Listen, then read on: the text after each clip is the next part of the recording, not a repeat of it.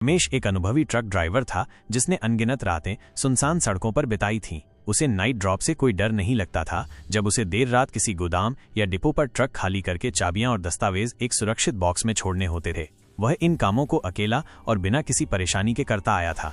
एक ठंडी तूफानी रात रमेश को शहर के बाहरी इलाके में एक पुराने वीरान से दिखने वाले गोदाम पर नाइट ड्रॉप करने का काम मिला।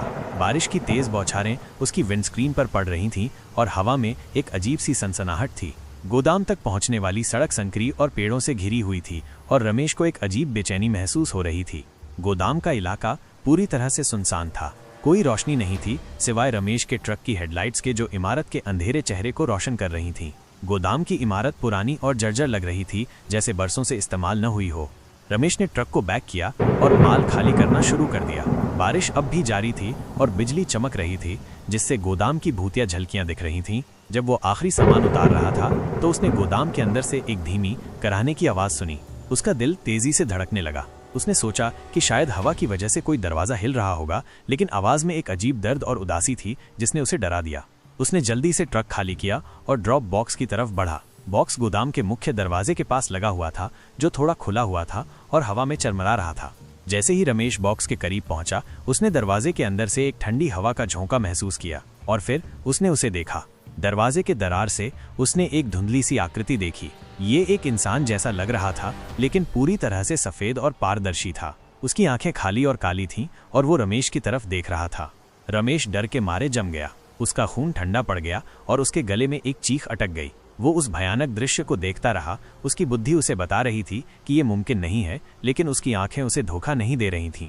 वो आकृति धीरे धीरे हिलने लगी, जैसे रमेश की तरफ बढ़ रही हो। रमेश को होश आया और वो पलटकर भागा। वो इतनी तेजी से भागा जितना उसने पहले कभी नहीं भागा था, बारिश और कीचड़ की परवाह किए बिना। वो अपने ट्रक तक पहुंचा, दरवाज़ा खोला और अंदर कूद गया। उसने तुरंत इंजन चालू किया और गाड़ी को तेजी से उस भयानक जगह से दूर ले गया। पीछे मुड़कर देखने की उसकी हिम्मत नहीं हुई। अगली सुबह रमेश ने कंपनी को रात की घटना के बारे में बताया। किसी ने उस पर विश्वास नहीं किया। सबने उसे थका हुआ और कल्पनाशील बताया, लेकिन रमेश जानता था कि उसने क्या देखा था। वो रात उसके दिमाग में हमेशा के लिए बस गई थी। उस रात के बाद रमेश ने कभी भी नाइट ड्रॉप का काम अकेले नहीं किया, और जब भी उसे उस पुराने गोदाम के पास से गुजरना होता, उसकी रूह कांप उठती थी। वो जानता था कि उस सुनसान रात में उसने कुछ ऐसा देखा था जो इस दुनिया का नहीं था, और वो कभी नहीं भूलेगा कि उस रात उसे कैसा डर लगा था। रात के बाद कई हफ्ते बीत गए। रमेश ने अपनी कंपनी से उस रूट पर दोबारा काम न करने की गुजारिश की और सौभाग्य से उन्हें दूसरे रूट पर भेज दिया गया, लेकिन वो रात का डर उसके दिल में घर कर गया था। उसे अक्सर बुरे सपने आते थे, जिनमें वो धुंधली आकृति अंधेरे गोदाम के दरवाजे से उसकी तरफ झांक रही होती थी। एक दिन रमेश अपने दोस्तों के साथ चाय पी रहा था, जो दूसरे ट्रक ड्राइवर थे। बातों बातों में उसने उस रात की घटना का जिक्र किया। पहले तो सब हंसे, लेकिन जब रमेश ने अपनी बेचैनी और डर को महसूस कराया तो उनमें से एक, जो थोड़ा बूढ़ा और अनुभवी था, गंभीर हो गया। रमेश, बूढ़े ड्राइवर ने कहा, मैंने उस गोदाम के बारे में कहानियां सुनी हैं। कहते हैं कि वहां बरसों पहले एक दुखद घटना हुई थी। एक चौकीदार की रहस्यमय परिस्थितियों में मौत हो गई थी और कुछ लोगों का मानना है कि उसकी आत्मा आज भी वहां भटकती है। रमेश चौंक गया। क्या ये वही आकृति थी जो उसने देखी थी? एक बेचैन आत्मा उस भयानक रात में उसे डराने आई थी। उस रात रमेश को नींद नहीं आई। बूढ़े ड्राइवर की बातें उसके दिमाग में घूमती रहीं। उसने फैसला किया कि उसे सच्चाई जाननी होगी। वो उस गोदाम में वापस जाएगा। अगले दिन रमेश ने बहाना बनाकर छुट्टी ली और अपनी पुरानी रूट पर निकल पड़ा। दोपहर के आसपास वो उस वीरान गोदाम पर पहुंचा। दिन के उजाले में वो उतना डरावना नहीं लग रहा था, लेकिन फिर भी उसमें एक उदासी और खालीपन का एहसास था। रमेश सावधानी से गोदाम के पास गया। मुख्य दरवाजा अब भी थोड़ा खुला हुआ था। उसने हिम्मत करके अंदर झांका। गोदाम के अंदर अंधेरा और धूल भरा था। पुरानी मशीनें और टूटे हुए बक्से इधर उधर बिखरे पड़े थे। हवा में नमी और सड़न की गंध थी। वो धीरे धीरे अंदर चला गया। हर कदम पर उसे डर लग रहा था, लेकिन वह सच्चाई जानने के लिए दृढ़ था। जैसे जैसे वो गोदाम के बीच में पहुंचा, उसे एक अजीब सी ठंडक महसूस हुई, जबकि बाहर धूप खिली हुई थी। तभी उसने एक कोने में कुछ चमकता हुआ देखा। वो उसके पास गया और देखा कि वो एक पुरानी जंग लगी हुई चौकीदार की बैज थी। उस पर एक नाम खुदा हुआ था, शंकर। रमेश का दिल बैठ गया। क्या शंकर ही वो आकृति थी जिसे उसने रात में देखा था? उसी पल रमेश को गोदाम के दूसरे छोर से एक धीमी कराहने की आवाज सुनाई दी।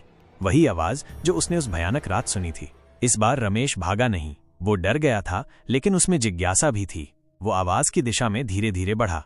आवाज एक छोटे से कमरे से आ रही थी। रमेश ने दरवाजा खोला और अंदर देखा। कमरा खाली था सिवाय एक पुरानी टूटी हुई कुर्सी के, लेकिन हवा में एक अजीब सी उदासी और घुटन महसूस हो रही थी। तभी रमेश की नजर दीवार पर पड़ी। वहां धुंधले अक्षरों में कुछ लिखा हुआ था। उसने करीब जाकर पढ़ा। वो एक दर्दनाक संदेश था जो किसी ऐसे व्यक्ति ने लिखा था जिसे धोखा दिया गया था और अकेला छोड़ दिया गया था। अंत में नाम लिखा था शंकर। रमेश को सब कुछ समझ में आ गया। शंकर की आत्मा उस गोदाम में फंसी हुई थी, अपनी दुखद मौत और अकेलेपन के दर्द से मुक्ति पाने के लिए भटक रही थी। उस रात रमेश उस गोदाम में वापस गया। उसने शंकर की बैच को अपने हाथ में लिया और उस कमरे में खड़ा हो गया जहां उसे वो संदेश मिला था। उसने शंकर की आत्मा से बात की, उसे बताया कि अब उसे अकेला नहीं रहना पड़ेगा। उसने उसे शांति से जाने और अपनी मुक्ति खोजने के लिए कहा। जब रमेश ने अपनी बात खत्म की तो कमरे में एक अजीब सी शांति छा गई। वो ठंडी हवा जो हमेशा वहां रहती थी गायब हो गई। रमेश को महसूस हुआ कि शंकर की आत्मा को शांति मिल गई है। अगली सुबह रमेश ने स्थानीय पुलिस को उस चौकीदार के बारे में बताया और दीवार पर लिखे संदेश के बारे में भी। पुलिस ने जांच की और उन्हें शंकर की मौत से जुड़ी पुरानी फाइलों के बारे में पता चला। यह एक दुखद दुर्घटना थी जिसे उस समय दबा दिया गया था। उस गोदाम को बाद में बंद कर दिया गया।